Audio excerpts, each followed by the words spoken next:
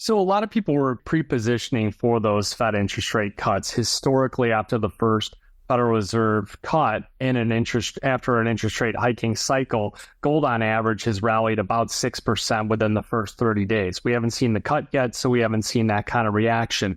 A lot of people were front running that. So that's part of the reason why we're going up. Also, China was a significant buyer of precious metals, of the gold market, as well as many other central banks. You're listening to Kerry Lutz's Financial Survival Network, where you get valuable information you just can't find anywhere else. To thrive in today's trying times, you need the Financial Survival Network, now more than ever. Go to financialsurvivalnetwork.com and get your free newsletter and gift.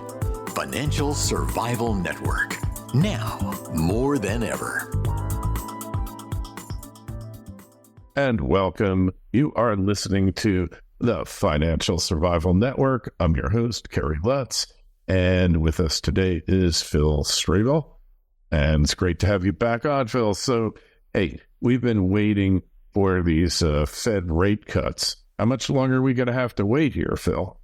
Well, we're probably going to have to wait till the end of the year. I mean, it's a far cry from the 150 basis points or the 6 interest rate cuts that they were expecting at the start. It just appears that the inflation continues to remain sticky and at elevated levels, pushing out those expectations. I personally thought that the Fed would have made a rate cut around the June meeting. There still is the June meeting coming up right around June 12th.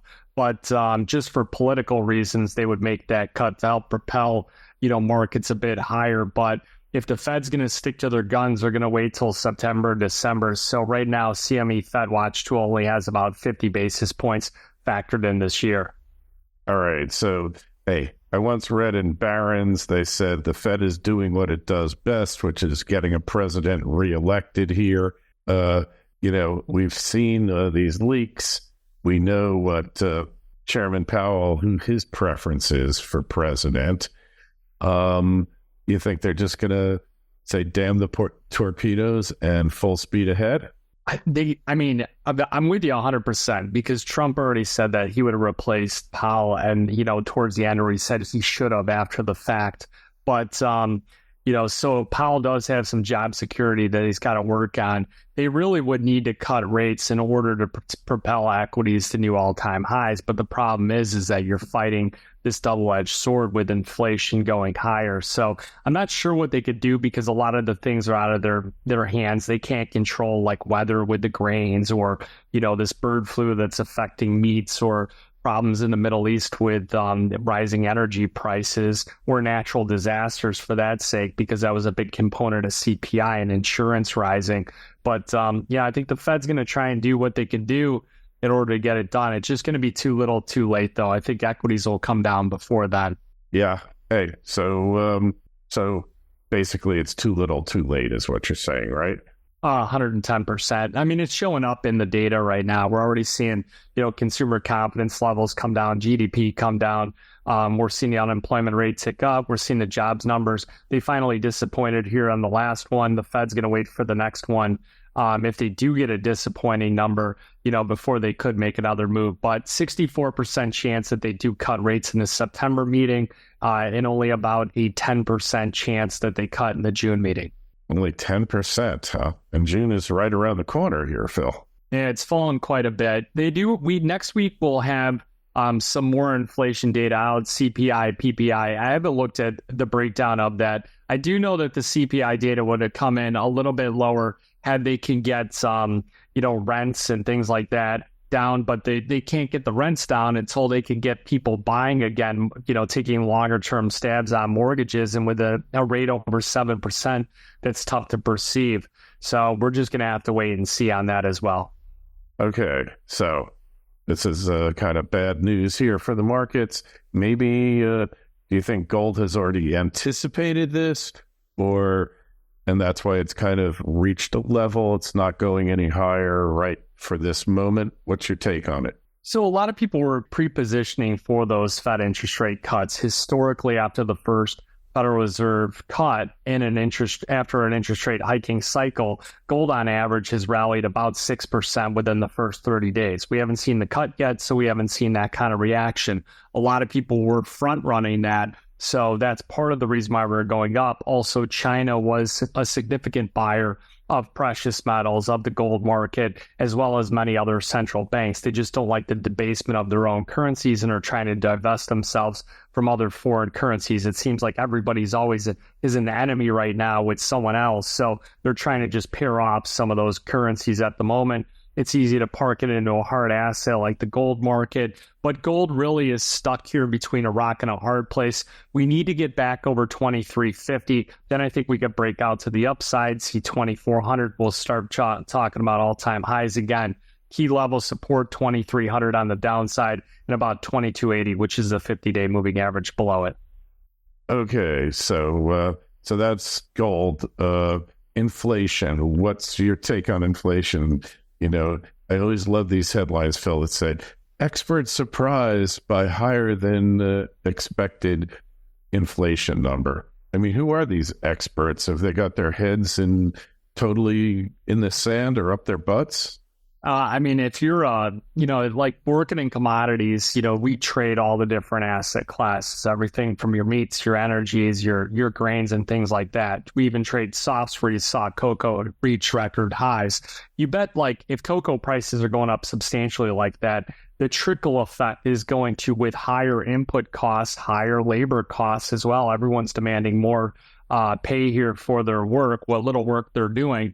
It's going to have to be pushed on to someone else, and it's always pushed on to the little guy, those higher inflation costs. So, just going out to dinner, it seems like you can't go anywhere right now for two people without dropping close to $100 for just a subpar restaurant nowadays. So this inflation is definitely, it's sticky, it's hanging around. And I think that the Fed getting back to a 2% level, I think it's just not going to happen. I think that they're going to have to raise the white flag and lift the floor up a bit and say 2.5% could be the new, inflation target. Yeah. So, and fast food inflation is even higher. It's up 73%. I can't even imagine I haven't been to McDonald's in forever, but then again, it was the dollar menu back then. And if they do still have items on the dollar menu, they probably need a microscope in order to see how big, what you're getting is. So it just seems like they're sneaking the inflation in anywhere they can, bottles of pop and things like that. Even a beer is a little bit smaller than what it once was. You're not getting those 12-ounce curls anymore. It's probably more like 11.8 or 11.5. Yeah, that's called the shrinkflation, right? There you go. And it's shrinking like before our very eyes, and nobody's fooled. Like when you get a roll of toilet paper or Bounty, and it's got like literally, three squares on it. Like who are they trying to fool here? They can't fool anybody. I mean, I guess maybe somebody out there where you're getting. Some of these higher inflation costs may be offset by government assistance, so certain people might not be feeling it in other ways. But I know for the working middle class, they're really, it's really crunching into them. I mean, a lot of people are just in jobs where it's fixed. Their compensation is not tied into inflation whatsoever. And we've already started to see wage growth come down just a bit. So they'll start to feel it again, especially if we start getting, a Middle East conflict that builds up. You start getting the higher gasoline, higher crude oil prices. That's where people really feel it at the pump first.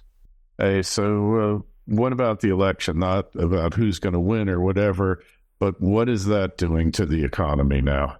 So generally, when you do in an election year, the S&P 500 usually bumps around for the first 1 to 2 quarters, and then you see rampant fiscal spending in order to try and create some enthusiasm in the market, try and get the equities going higher. Typically, after the first quarter, into the second, we rally about 7% on average, but looks like U.S. equities already factored that all in. I believe that it's going to be more of a volatile session from here on out. We'll see how some of the policies, we haven't gotten those breakdowns that we historically get where it says, if X president is elected versus Y, these are their agendas. These are the different sectors that'll be impacted the most and benefit from it. So we'll have to see we'll have to just, wait and see here. I mean, we do know who the two candidates are, so we have some clarity from there, but it just seems like, these candidates are really distracted at the moment with their own problems going on,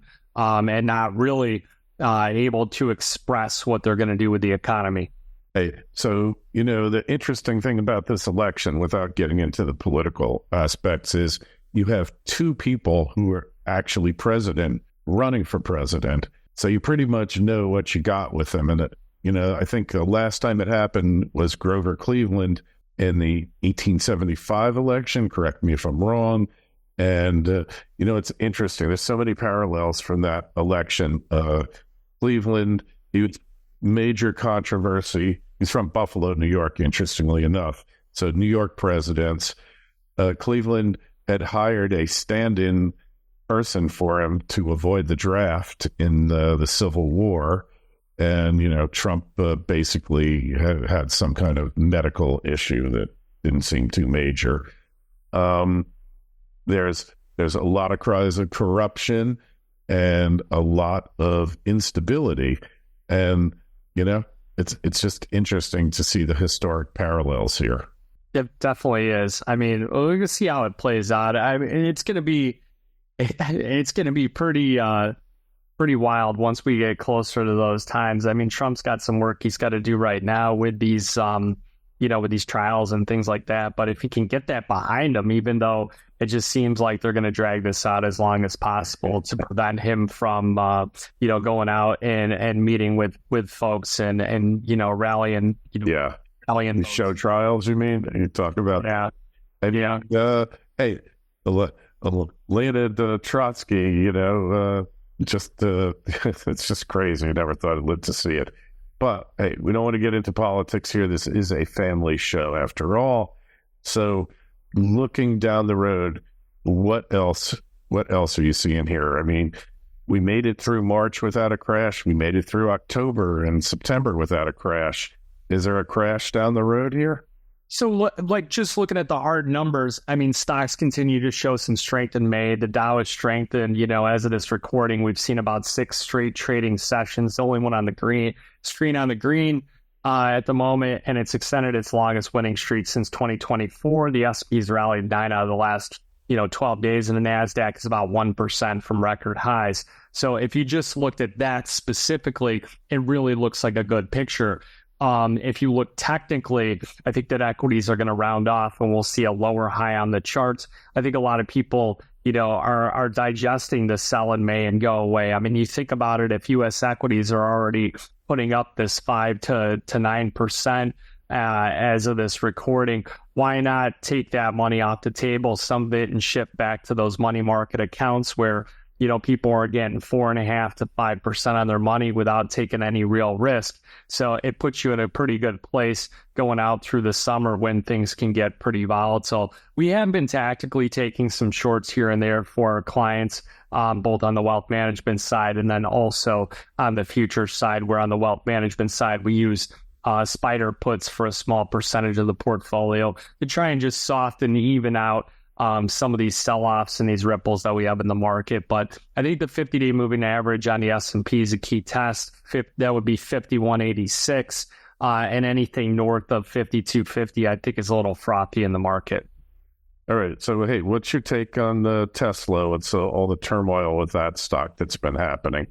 It's been it amazes me. To be just straight with you, how many people hate the CEO but drive the car? It seems so hypocritical. It's kind of funny, but I don't think you can count Elon Musk down. He has ways to come back, and I think that Tesla really switched itself from this EV vehicle company to more of a growth stock again. That guy is highly intelligent, has a number of irons in the fire, and I wouldn't count him down in any way. So I think that any significant correction on Tesla, I think, are good long-term buying opportunities. It just they've already established themselves as the leading maker in these EV vehicles. I think anyone else who tries to enter just can't live up to what they've already built. And I know that China's growth of them purchasing Teslas and things like that it has been fading off, and the number of other competitors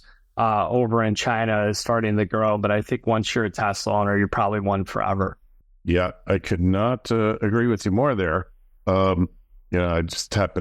like Musk, and I drive a Tesla, not because I think I'm saving the world, because it's a ridiculous notion that you can save the world by driving an EV. It's going to take a little more effort than that for sure. But driving experience-wise, nothing like a Tesla. The new full self, they call it supervised full self-driving. It really is close to the point where it's going to drive the car for you, and you'll kind of watch it and make sure it doesn't. It's kind of the point now where it drives the car and you watch it, make sure it doesn't get into problems.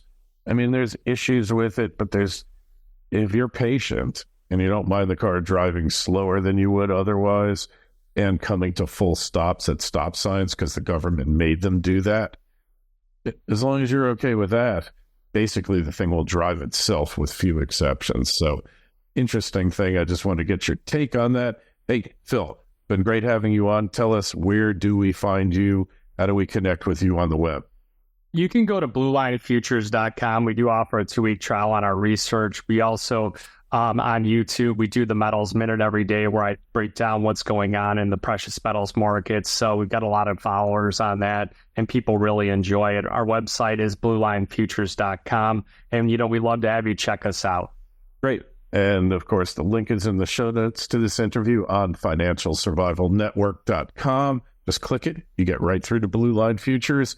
And while you're there, please sign up for your free newsletter. Phil, we always enjoy having you on. Good luck. Happy trading. We'll talk to you again real soon. Thanks for having me on.